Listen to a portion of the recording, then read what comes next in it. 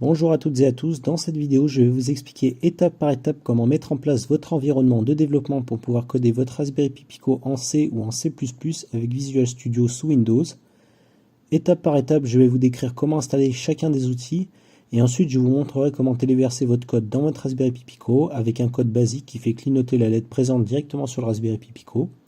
Alors il va falloir télécharger ces 5 outils qui vont nous permettre d'avoir notre environnement de développement. Je vais détailler l'installation de chacun des softs en vous donnant tous les détails nécessaires pour que cela fonctionne. Bien évidemment, tous les liens sont dans la description. Sans plus tarder, commençons l'installation. Donc premièrement, nous allons télécharger ARM GCC Compiler. Une fois sur la page, vous descendez et vous téléchargez la dernière version de l'exécutable GCC ARM 10-2020, comme moi.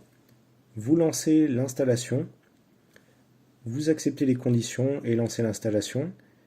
Et très important, avant de finir l'installation, il vous sera demandé les options d'installation et cochez bien la case Add Path to Environment Variable. C'est très important. Une fois l'installation terminée, un terminal s'ouvre et un fichier texte d'explication classique. Et voilà, vous avez installé ARM GCC Compiler.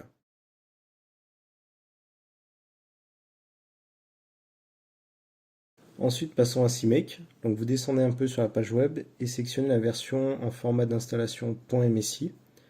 Vous lancez l'installation. Et avant de lancer l'installation, il vous sera demandé de cocher plusieurs paramètres. Et là, vous cochez bien Add CMake to the System Path for all users. Ensuite, continuez et passez les étapes d'installation jusqu'à ce que cela soit terminé.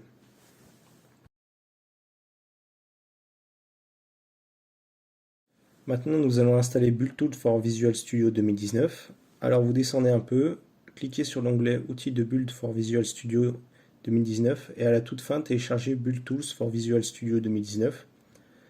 Alors, pour ma part, j'ai déjà installé ce package, c'est pour cela que je clique sur Modifier, mais vous arriverez directement sur la page qui permet de choisir les packages d'installation que vous souhaitez installer. Vous sélectionnez bien le package C++ BuildTools et à la droite de la fenêtre, veillez bien d'avoir les mêmes packages d'installer. Normalement, il y en a 5. Alors, je vous préviens, cette installation est très longue. Il y a 6 Go de fichiers à télécharger. Et en bas à droite, vous cliquez sur Lancer le téléchargement.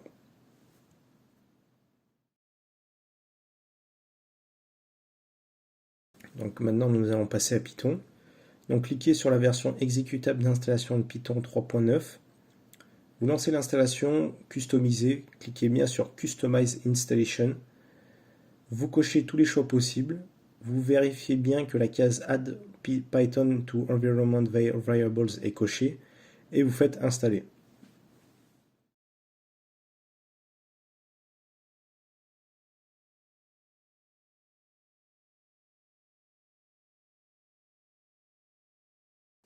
Et enfin, nous allons installer Git.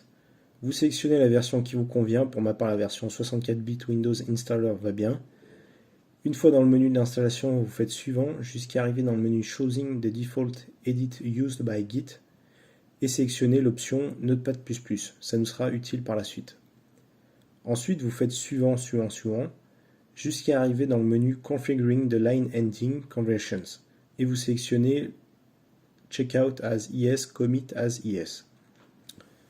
Ensuite, dans le menu suivant, vous sélectionnez bien Use Windows Default Console Window et cliquez sur Suivant jusqu'à lancer l'installation. Donc maintenant, nous avons installé tous les logiciels et outils nécessaires. Nous allons maintenant passer à la configuration de l'environnement de développement sur Visual Studio.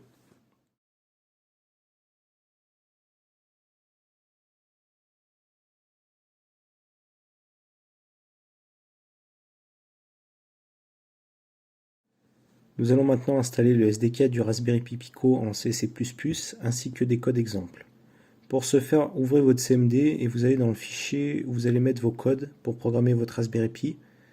Pour ma part, j'ai créé un fichier dans le disque C à la racine qui s'appelle tout simplement Pico. Pour vous déplacer dans le fichier, il faut utiliser la commande CD suivi du nom du fichier. Une fois dans votre répertoire, vous tapez la commande que j'affiche en vidéo.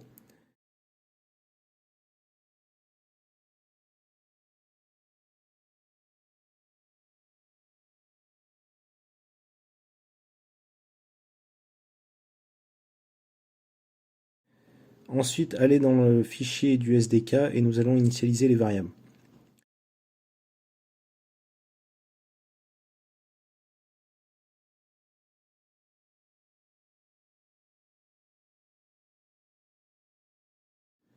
Ensuite, tapez cd ... qui va permettre de remonter de 2 arborescences, et ce coup-ci, nous allons installer les exemples de code en tapant cette commande. Donc normalement, à la fin, vous devriez avoir 2 fichiers dans votre répertoire, un qui s'appelle Pico SDK et l'autre qui s'appelle Pico Examples.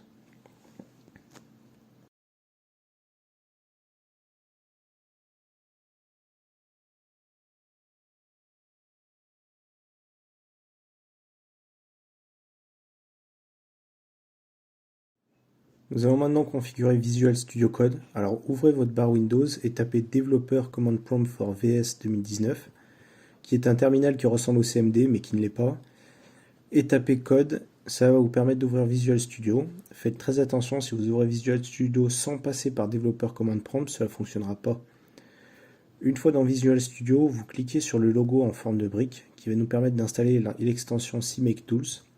Donc vous tapez CMake Tools et vous l'installez, c'est très rapide.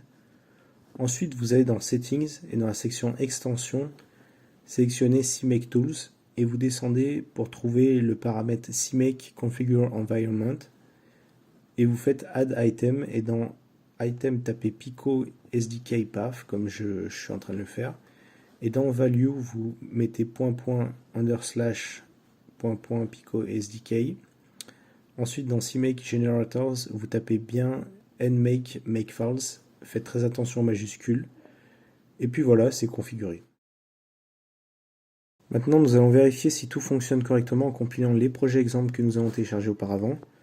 Donc vous cliquez sur Files, Open Folders, et là vous sélectionnez le fichier de code d'exemple dans votre répertoire qui se nomme Pico Examples. Et là, vous avez tous les exemples fournis par Raspberry Pi, qui sont d'ailleurs très complets.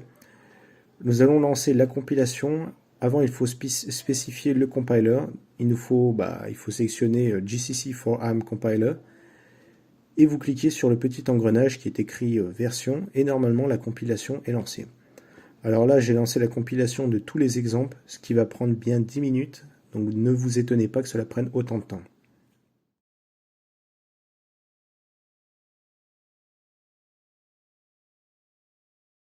Une fois la compilation terminée, vous allez dans votre répertoire Pico Examples et dedans un fichier build, c'est créé normalement et dedans contient tous les projets compilés. Et ce qui nous intéresse particulièrement, c'est le fichier en format .uf2 qui sont supportés par le Raspberry Pi Pico, ce sont des formats flash. Avant de brancher votre Raspberry Pi Pico à votre PC, appuyez sur le bouton pousseur qui se trouve sur le Pico et branchez en même temps votre Pico à votre PC, ce qui va permettre de le reboot si un code était déjà présent. Et vous glissez le fichier blink.uf2 dans votre Raspberry Pi et là il va commencer à faire clignoter la LED. J'espère que la vidéo vous aura plu, n'hésitez pas à commenter, à liker et à vous abonner. Je vous remercie.